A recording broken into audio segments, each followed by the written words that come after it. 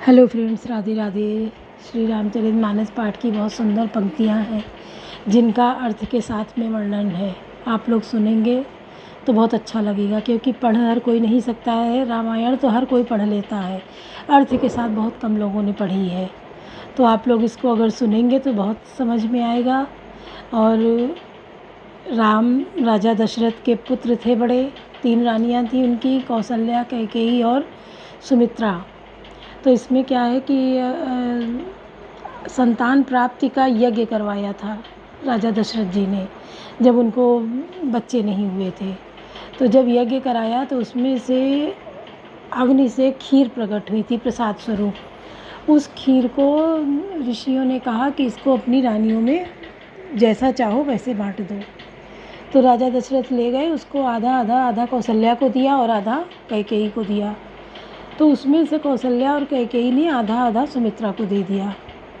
तभी कौशल्या और कैकेयी को एक एक बेटा हुआ और सुमित्रा को 2 बेटे हुए। तो जब राजा दशरथ बच्चे नहीं हुए थे तो रामायण में बहुत सुंदर लाइनें हैं, जो एक तो जिसके संतान नहीं है उसके लिए, और जिसको संतान है और तो अच्छी संतान के लिए, इन लाइनों का पाठ ज़रूर करना चाहिए जब बच्चा गर्भ में हो। तो क्या है? एक बार भूपति मन माही, भय गलानि मोरे सुत नाही। गुरुग्रह गयो तुरत में पाला, चरण लागे कर विनय विशाला। निज दुख सुख सब गुरहि सुनायो, कई वशिष्ठ बहुविध समझायो। धरहु धीर हुई है सुतचारी, त्रिभुवन विदित भगत भयहारी। श्रृंगी ऋषि वशिष्ठ बुलावा, पुत्र काम शुभ यज्ञ करावा। भगत सहित मुनि आहुति दीने, प्रगटे अगिन चरु कर लीने। जो वशिष्ठ कछु हृदय विचारा, सकल काज बा सिद्धि तुम्हारा। याह विबाट देहु नृप जाई, यथा योग्य जय भाग बनाई। तब अदृश्य भय पावक, सकल सबहि समुझाए। परमानंद मगन नृप, हर्ष हृदय समाए।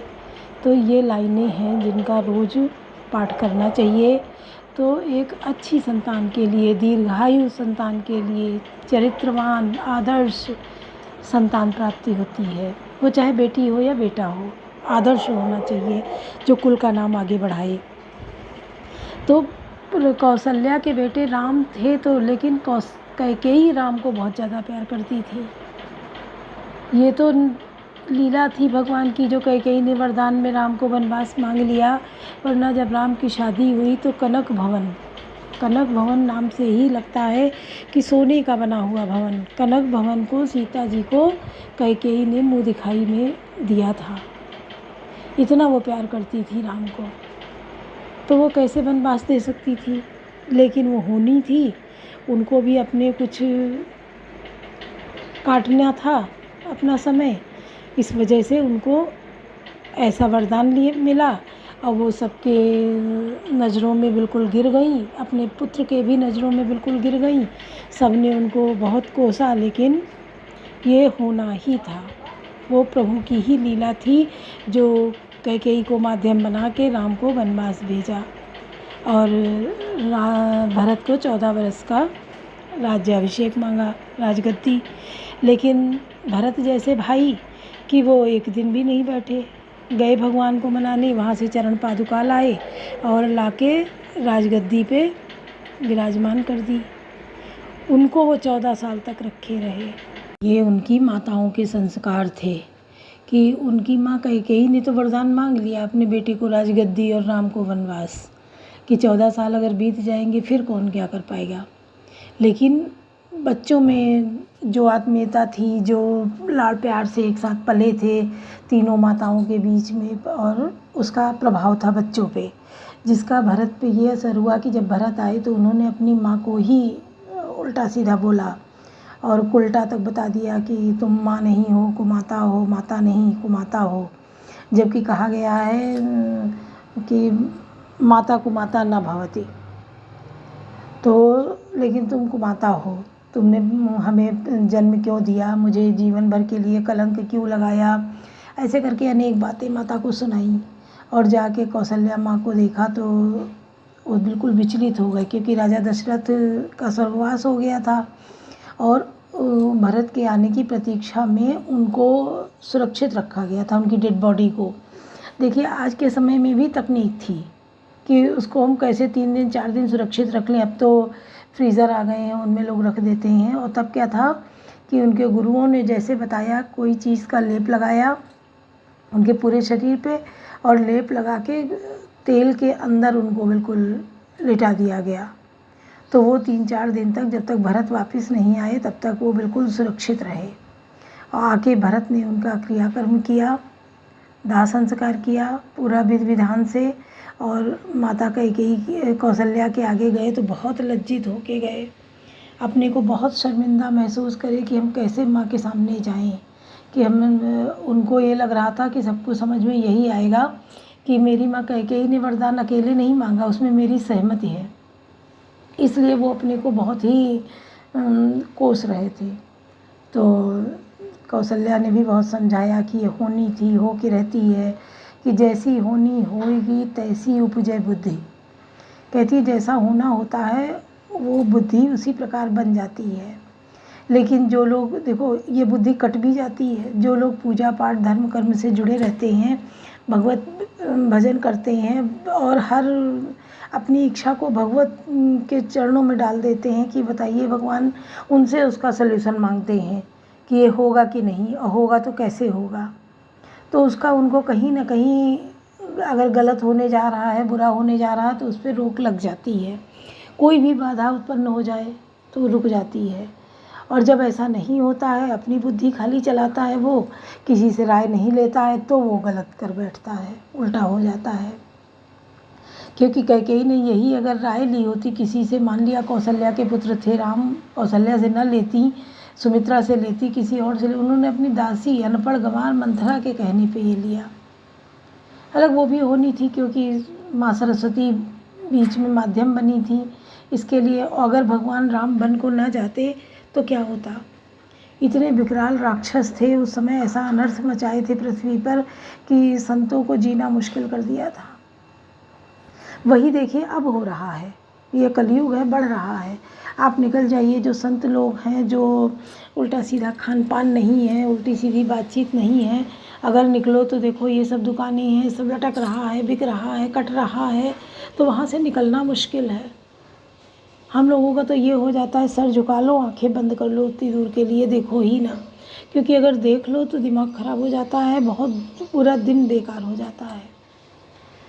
वही चीज़ गाली गलौज के अगर बातचीत कर रहे हैं, ऑटो टेम्पो में भी देखते नहीं हैं वो कि 10 लोग बैठे हैं, हमें ये भाषा का प्रयोग नहीं करना चाहिए, फिर भी वो गंदी गालियाँ देते हैं।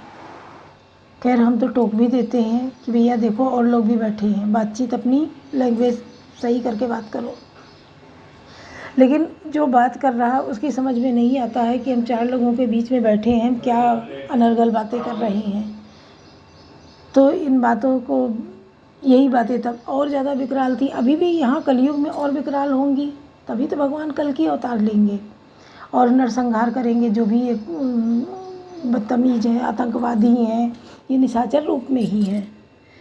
इनको निशाचर ही आप कहिए, क्योंकि इनका न खान पान सही है, भच्च सब खाते हैं, कच्चा पक्का, न नहाना न धोना, न कोई पूजा न पाठ, ये सब राक्षस प्रवृत्ति के हैं।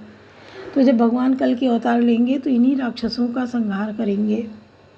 वो हाथ में नंगी तलवार लेंगे, मैन भी नहीं होगी कि जिसमें वो रख सकें, और हाथ में एक तलवार और घोड़ा, सफ़ेद घोड़ा होगा उनका, उस पर बैठ के चलेंगे और एक तरफ से काटते चलेंगे, जो गिनती नहीं होगी कितने लोगों को मारा है।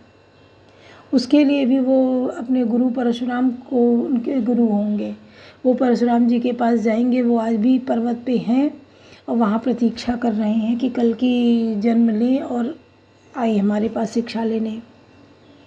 तो सोचो, परशुराम ही इतने गुस्से वाले थे और नरसंहारक थे, उन्होंने पूरी एक जाति को ही नष्ट कर दिया था।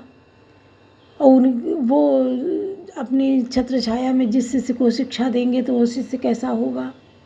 बिल्कुल सतयुग की स्थापना हो जाएगी वहीं से, जब ये कलयुग का अंत करेंगे कल की जी। और कली नामक सबसे बड़ा राक्षस होगा, जैसे सतयुग में, त्रेता में, वैसे कलयुग में कली नाम का होगा। ये और कोई नहीं, रावण ही बन के आता है, वही कंस बना, वही। तो सुनिए आप लोग, बहुत सुंदर वर्णन है, सुंदरकांड है। शुरू से सुंदरकांड का डाल रहे हैं, आप लोग सुनते रहिए और कमेंट करिए। विचा भवान अखिलांतरात्मा भक्तिं प्रयक्ष रघुपुंगौ निर्भरा में कामादिदोष रहितम कुरु मानसं च।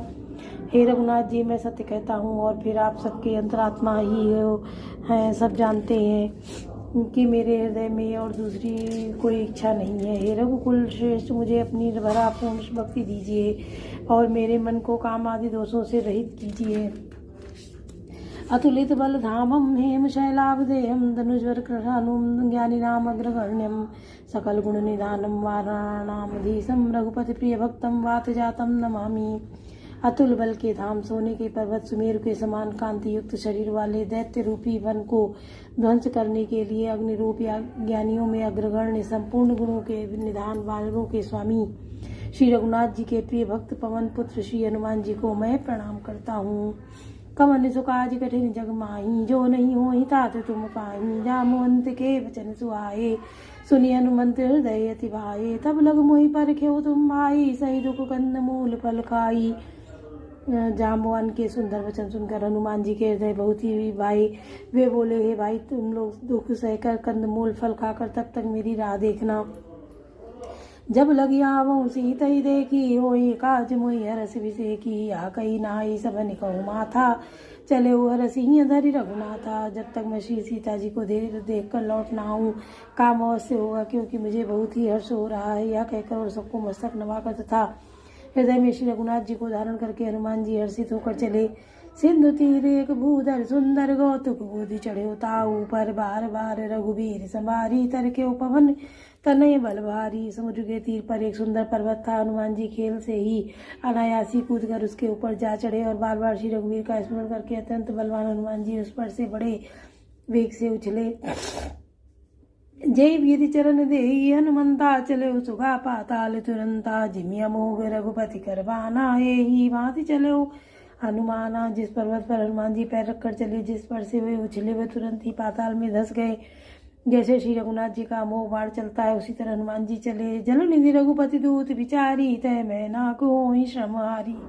समुद्र ने उन्हें श्री रघुनाथ जी का दूत समझकर मैनाक पर्वत से कहा कि हे मैनाक, तू इनकी थकावट दूर करने वाला हो, अर्थात अपने ऊपर इन्हें विश्राम दे।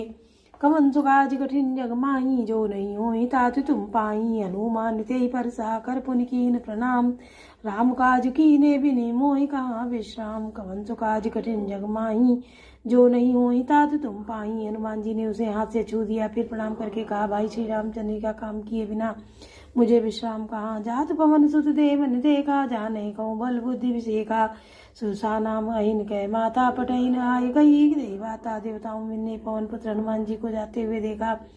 उनकी विशेष बल बुद्धि को जानने के लिए परीक्षार्थ उन्होंने सुरसा नामक सर्पों की माता को भेजा। उसने आकर हनुमान जी से यह बात कही, आज सुरन मोहि दीन आहारा, सुनत वचन कह पवन कुमारा। राम काज कर फिर मैं आवो, सीता कह सुधि प्रभु सुनावो। आज देवताओं ने मुझे भोजन दिया है। यह वचन सुनकर पवन कुमार हनुमान जी ने कहा, श्री राम जी का कार्य करके मैं लौट आऊँ और सीता जी की खबर प्रभु को सुना दो। तब तब बदन पैठी हूँ आई, सत्य कहूँ मोहि जान दे माई। कवन्यों जतन दे नहीं जाना, ग्रसिस न मोहि गयो हनुमाना। तब मैं आकर तुम्हारे मुंह में घुस जाऊंगा, तुम मुझे खा लेना। हे माता, मैं सत्य कहता हूँ, अभी मुझे जाने दे। जब किसी भी उपाय से उसने जाने नहीं दिया, तब हनुमान जी ने कहा, तो फिर मुझे खा ना ले। जो जन भरते ही बदन पसारा, कपितन कुइन दुगुन विस्तारा। सोरा जो जन मुगते ठयऊ, तुरंत पवन सुत 32 भयऊ। उसने योजन भर 4 कोस में मुंह फैलाया। तब हनुमान जी ने अपने शरीर को उससे दूना बढ़ा लिया। उसने 16 योजन का मुख किया। हनुमान जी तुरंत ही 32 योजन हो गए। जस जस सुरसा बदन बढ़ावा, तासु दून कपि रूप दिखावा। सत योजन ते ही आनन कीना, अति लघु रूप पवन सतुलीना। जैसे जैसे सुरसा मुख का विस्तार बढ़ाती थी, हनुमान जी उसका दूना रूप दिखलाते थे। उसने 100 योजन 400 कोस का मुख किया। तब हनुमान जी बहुत से छोटा रूप धारण कर लिया। मदन पैठ पुनि बाहिर आवा, मांगा विधाता ही सिरुनावा। मोहि सुरन जय लागी पटावा, बुद्धि बल मरम तोर मैं पावा। और वे उसके मुख में घुसकर तुरंत ही बाहर निकल आए और उसके सिर नवाकर विदा मांगने लगे। उसने कहा, मैंने तुम्हारे बुद्धि बल का भेद पा लिया, जिसके लिए देवताओं ने मुझे भेजा था। कवन सुकाज कठिन जग माही, जो नहीं हो तात तुम पाई, राम काज सब करी हो तुम बल बुद्धि निधान, आशीष दे गई सो हरसि चले हो हनुमान, कवन सो काज कठिन जग माही, जो नहीं हो तात तुम पाई। तुम